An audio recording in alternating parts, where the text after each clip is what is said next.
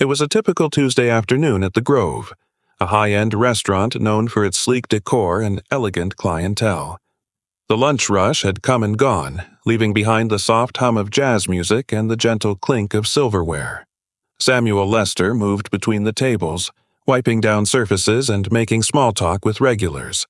He had worked there for almost 6 years, and during that time he had earned a reputation as one of the best waiters in the city. But it wasn't just his efficiency that made him stand out. It was the way he treated every guest with the same warmth and respect, whether they were wearing a designer suit or a faded t-shirt. That afternoon, Samuel was finishing up his last few duties before his shift would end when the doorbell to the restaurant chimed. A new customer had arrived. Samuel glanced up and saw a young teenage boy walking in, flanked by 2 sharply dressed men. The boy was a little out of place among the usual business lunch crowd. He looked reserved, his hands shoved into the pockets of his jacket as he scanned the room. Despite the boy's unassuming appearance, Samuel immediately recognized him.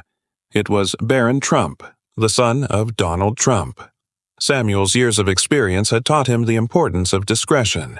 He didn't flinch, didn't act surprised, and certainly didn't let any outward expression give away the recognition.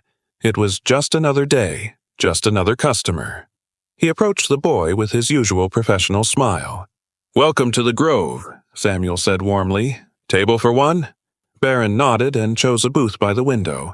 Samuel led him there, handed him a menu, and said, "Take your time." It was the kind of polite gesture Samuel had extended to hundreds of customers over the years. No fuss, no fanfare. Barron quickly ordered a cheeseburger and a soda. "Coming right up," Samuel said with his usual quiet confidence, turning to head back to the kitchen. However, as soon as he turned, his manager, Walter, intercepted him. "Do you know who that is?" Walter asked sharply, glancing toward Barron's booth. Samuel simply shrugged. "Yes, sir." Walter's voice dropped to a harsh whisper. "That's Barron Trump. His father is Donald Trump. Don't mess this up. No personal touches, no unnecessary chatter. Just take the order, serve the food, and stay out of the way." Samuel fought to keep his irritation in check. He had always prided himself on his ability to connect with people from all walks of life. But today, the weight of Walter's directive was clear. Barron was just another person to him. But to Walter, he was a VIP, and Samuel was being reminded of his place. "Understood, sir," Samuel said, his voice neutral as he made his way back to the kitchen. As he prepared Barron's meal, Samuel's mind wandered briefly. He couldn't help but think how strange it was that someone so young, someone with so much wealth and privilege, would be treated as though they were untouchable. He thought of his own modest upbringing, of the years he had spent waiting tables and scraping by. Barron was just a kid after all, a kid who liked cheeseburgers. When the meal was ready, Samuel placed the plate in front of Barron, offering the same courteous words he would to any other customer. "Enjoy your meal," he said with a smile. Barron looked up, a faint flicker of surprise crossing his face. "Thank you," he replied, his tone quiet but sincere. Samuel nodded and returned to his other tables. He didn't linger, but he kept an eye on Barron from the corner of his vision. The boy ate in silence, occasionally glancing out the window, deep in thought. When Barron finished and stood to leave, Samuel noticed something on the seat, a wallet. Without hesitation, Samuel called out. "Excuse me, you forgot this," he said, walking over to return it. Barron turned, his face showing a mixture of surprise and gratitude. "Thank you," he said sincerely, taking the wallet from Samuel's hands. "No problem," Samuel replied with a smile. "Have a great day." Barron nodded and left the restaurant, but Samuel's thoughts didn't fade with the click of the door. The simple act of returning a forgotten wallet felt so inconsequential, yet in that moment he had no idea how it would change everything.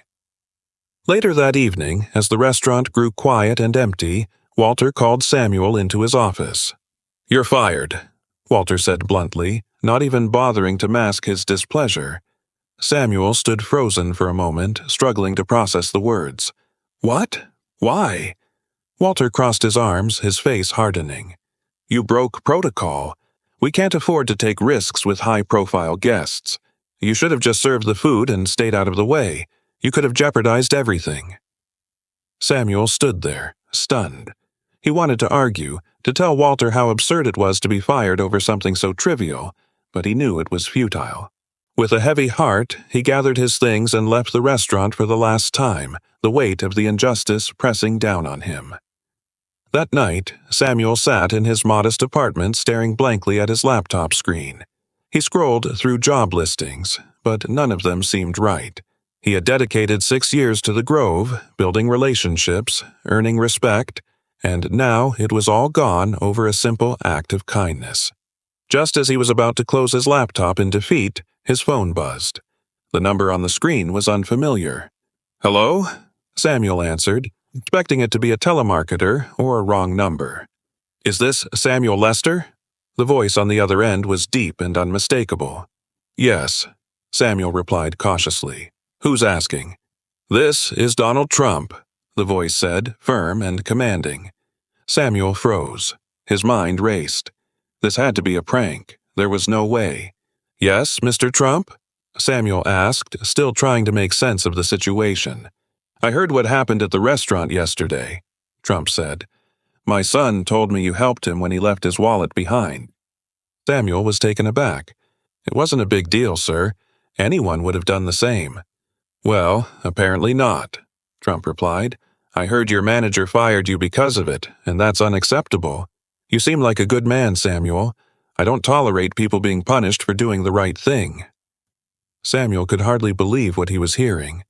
"I don't know what to say, sir." "Say yes," Trump said with finality. "My assistant will contact you with the details." Before Samuel could respond, the line went dead. He sat there in stunned silence, staring at his phone. Could this really be happening? The next morning, Samuel woke up, still unsure if the entire phone call had been a dream. But when his phone buzzed again, this time from an official number, reality set in. Trump's assistant confirmed everything. Samuel was being offered a position at one of Trump's properties.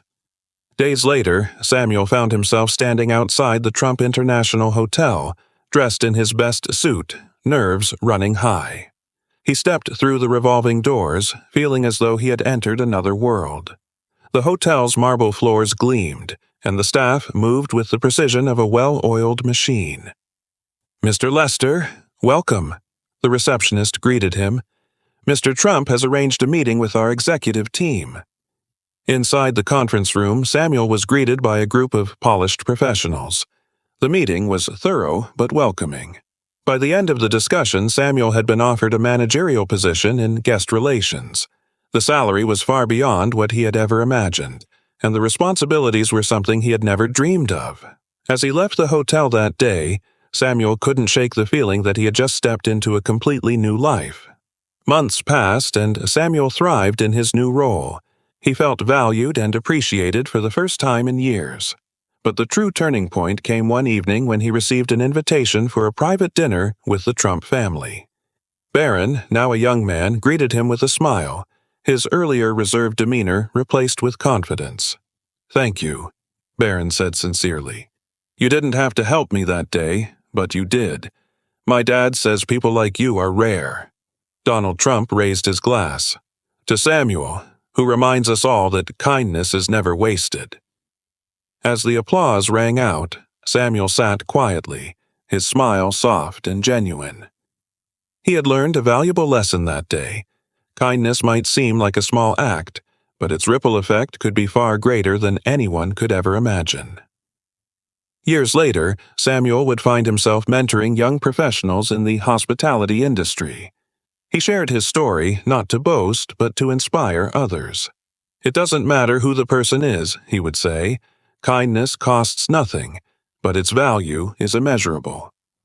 The simple act of returning a wallet had changed his life in ways he never expected, proving that sometimes the smallest gestures can have the biggest impact.